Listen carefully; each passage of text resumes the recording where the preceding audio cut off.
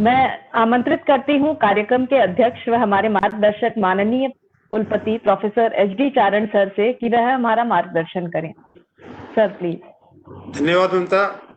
आज के कार्यक्रम में उपस्थित मेरे परम प्रिय प्रवीण जी भंडारी, हमारे विश्वविद्यालय के director academic professor वाई.एन. Singh ji, और इस कार्यक्रम की संयोजक ममता पारिक, उनकी टीम, विश्वविद्यालय के परिवार के सभी सदस्य, विद्यार्थी और इस ऑनलाइन कार्यक्रम में सभी जुड़े महानुभावों का मैं स्वागत अभिनंदन करता हूं।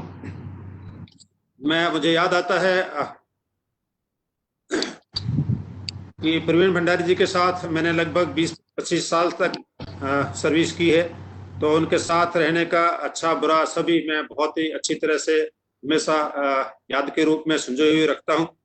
मुझे याद है कि प्रवीण जी ने जब प्रीमेच्योर रिटायरमेंट लिया था, तब हमने पूछा कि प्रीमेच्योर रिटायरमेंट तो बहुत ही कम लोग ले पाते हैं और इतनी हिम्मत भी सभी में होती नहीं, ऐसा सोच भी नहीं पाता, हिम्मत करना तो दूर की बात है, ऐसा सोच भी नहीं पाता है। जैसा हमारा सिस्टम है, जिस सिस्टम में हम काम करते हैं, एक बार नौकरी लग जाए तो उसकी रिटायरमेंट तक और रिटायरमेंट के बाद भी अगर दोबारा मिल जाए तो उसको पाके खुश होते हैं। जब इनको रिटायरमेंट लिया तो हमने इनसे पूछा कि आपने ऐसा प्रीमेच्योर रिटायरमेंट क्यों लिया।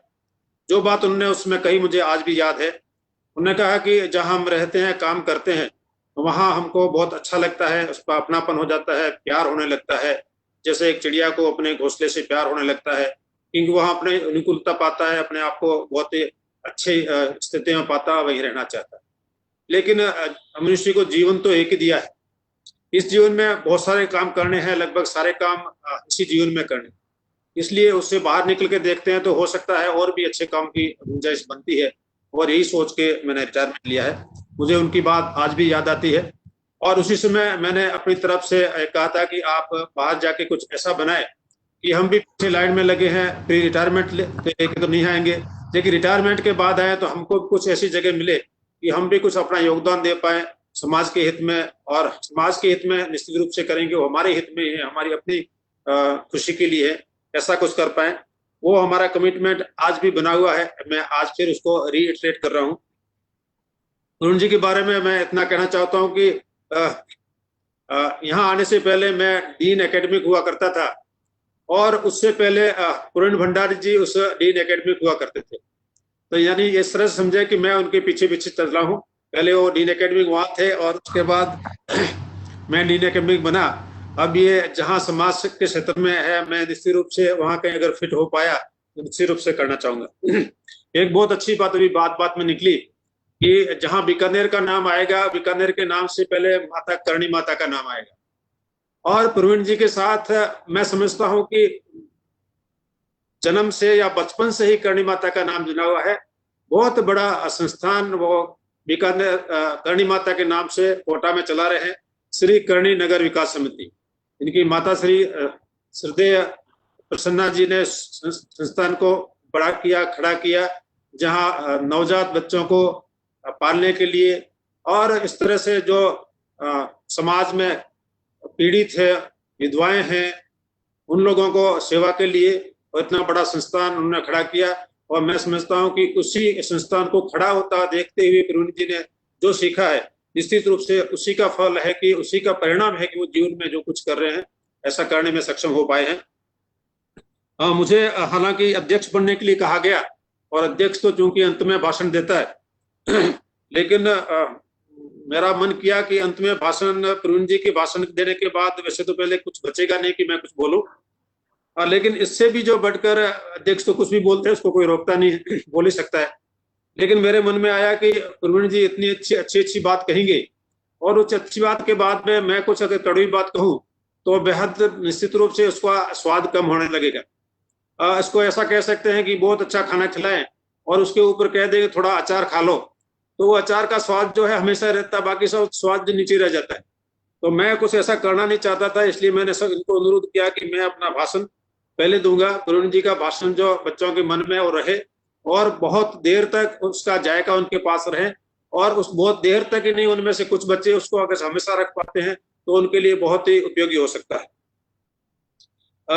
आज के कार्यक्रम के संदर्भ में मैं इतना ही कहना चाहता हूं कि बच्चों से विशेषकर कि मैंने जैसा कहा कि मनुष्य जीवन तो कहते हैं बड़ा मुश्किल से मिलता है, और अगर हमको एक बार मिला है तो इसी जीवन में सब कुछ सारे काम उनको सोच लेने चाहिए, प्लान कर लेने चाहिए। दुर्भाग्य की बात यह है कि जब से बच्चा समझने लगता है उसको एक ही बात कही जाती है कि बच्चे पढ़ाई करो बेटा, पढ़ाई करो, पढ़ाई करके नौकरी करो, नौकरी करके बहुत बड़ा पैकेज लो। वो बच्चा जब बड़ा होकर नौकरी करने लायक बनता है तब तक उसको यही सुनने को मिलता है। जब यही सुनने को मिलता है उसको लगता है कि यही जीवन है। इसलिए मैं समझता हूं कि जीवन इतना सीमित नहीं है, जीवन तो बहुत बड़ा है। ये पैकेज रोजगार उसका एक छोटा सा हिस्सा है। इस छोटे से हिस्से पे सारा जीवन को न लगाए और पूरे जीवन में आपको क्या करना है उसको पूरा मन अभी से बना ले। रोजगार के बारे में मैं निश्चित रूप से इतना सा कहना चाहता हूं कि आज की स्थिति जैसे हमारे विद्यार्थियों की है, वो ये तय नहीं कर पाता है कि मुझे करना क्या है। वो हमेशा कभी पड़ोसी को देखता है, किसी दोस्त को देखता है, बड़े भाई को देखता है, रिश्तेदार को देखता है, लगता है कि मैं उसके जैसा बन जाऊं। और वो जिसको देखता है वो भी किसी और को देखता है कि मैं उसके जैसा बन जाऊं। और तीसरा व्यक्ति किसी चौथे को देखता है मैं उसके जैसा बन जाऊं। यानी उसका जो रिमोट है किसी दूसरे के हाथ में। तो मैं इतना कहना चाहूंगा कि वो अपना रिमोट किसी दूसरे के हाथ में नहीं दे, अपना रिमोट अपने पास रखे और उसको बनना क्या जीवन में ये तय कर ले। और ये तय करना कोई मुश्किल काम नहीं है। सीधा सा अपनी योग्यता का आंकलन करने की, उसकी योग्यता कितनी है, उसकी स्किल कितनी है, उसका कौशल कितना, उसका आंकलन खुद ही कर ले और उसके साथ साथ अपनी आवश्यकता का निर्धारण कर ले। इन दोनों को मैच करा ले और इन दोनों को करने के लिए श्रम पूर्वक कैसा कर सकता है, उत्पादन पूर्वक कैसा कर सकता है, इतना मन बना ले। इतना मन बना तो निश्चित रूप से वो जीवन में सफल होने वाला है। मैं उदाहरण अभी नहीं देना चाहता, अपने व्यक्ति को छोटा रखने। ऐसे हजारों उदाहरण है जिनको लगता है कि पढ़ाई में तो ज्यादा अच्छे नहीं थे लेकिन दूसरे क्षेत्र में अच्छे थे तो जीवन में बहुत अच्छे निकले। मैं अच्छी तरह जानता हूं, प्रवीण जी भी जानते हैं, ऐसे हमारे कई विद्यार्थी थे, पढ़ने में अच्छे नहीं थे लेकिन आज वो बहुत अच्छी जगह है। ऐसा मेरा एक विद्यार्थी मैं जानता हूं, वो पढ़ने में अच्छा था, वो निश्चित समय में डिग्री भी पूरी नहीं कर पाया लेकिन बाद में चल के एमएलए बन गया, आज मंत्री भी है। तो ऐसे बहुत जीवन में क्या लिखा है कोई नहीं जानता। तो आज सभी बच्चों से मेरे जो इतना ही कहना है कि जीवन बहुत बड़ा है, उसका रोजगार एक छोटा सा हिस्सा है। अपनी कौशलता, अपनी स्किल को ध्यान में कर लें, अपनी आवश्यकता को देख लें और उसको करने के लिए जो श्रम पूर्वक, मेहनत पूर्वक करने का ऐसा मन बना ले तो निश्चित रूप से वो अच्छा कर सकते हैं। समय के साथ निश्चित रूप से मान्यताएं बदल गई, उस मान्यताओं को जो हम पे असर हो रहा है। मैं समझता हूँ कि मेरे पिताजी के टाइम में ऐसा कहते थे कि पढ़ोगे लिखोगे तो विद्वान बनोगे। ये एक दिशा थी, डायरेक्शन था। ये सिर्फ एक डायलॉग नहीं था, एक डायरेक्शन था कि आप पढ़ लिख क्यों रहे हो। पढ़ लिख रहे हो तो आप समाज में उपयोगी बनोगे, समाज में कुछ करने बनोगे। आजकल उसका डायरेक्शन बदल गया, कहते हैं कि नहीं पढ़ोगे तो भूखे मरोगे। ये नई डायरेक्शन बन गई है बच्चों के लिए और बच्चे यही सीखते हैं कि मैं पढ़े के लिखूंगा तो मुझे रोजगार मिलेगा, रोजगार पा लिया तो मैंने सब कुछ कर लिया। मैं समझता हूं कि बच्चों को इस अप्रोच को बदलने की जरूरत है। बस इतनी सी बात करके मैं तरुण जी का एक बार बहुत स्वागत करता हूं, अभिनंदन करता हूं कि आज वो ऑनलाइन बीकानेर में आए हैं, लेकिन ऑफलाइन आने का जो आपका कमिटमेंट है वो बना हुआ है, उसको हम भूलेंगे नहीं। और मैं समझता हूं कि उसको मेरे वीसी रहते हुए आप आएंगे, इसी अपेक्षा के साथ बहुत बहुत धन्यवाद। Thank you sir. जैसा आपने कहा कि जीवन का उद्देश्य सिर्फ स्वयं के लिए संसाधन जुटाना ही नहीं है, बल्कि इस मूल्यवान जीवन को यदि हम दूसरों के लिए समर्पित करते हैं तो एक बहुत आनंद का अनुभव कर सकते हैं। हमारे सोशल रिस्पॉन्सिबिलिटी सेल का जो टैगलाइन है, जो कि माननीय कुलपति महोदय ने ही हमें सजेस्ट किया था, वो भी जॉय ऑफ गिविंग है, देने का आनंद। तो मैं ये जो आज का सुंदर विषय है, मैं देर न करते हुए मैं आमंत्रित करती हूँ हमारे मुख्य अतिथि व मुख्य वक्ता श्री प्रवीण भंडारी जी को कि वह अपने उद्बोधन से हमारा मार्गदर्शन करें। ममता, एक आपने बात याद दिलाई इसलिए मैं बीच में बोलना चाहता हूँ। जी सर। जी एक सर। हमने और वाक्य दिया है, एक और वाक्य दिया है। क्लिंटन ने कहा था कि 21वीं सदी जो है that it be a century of consciousness। जो जैसा आप पूरे संसार में जो समस्या है उसका समाधान ये है कि हम कॉन्शियसनेस को भूल गए हैं, हमारी अपनी चेतना को भूल गए हैं।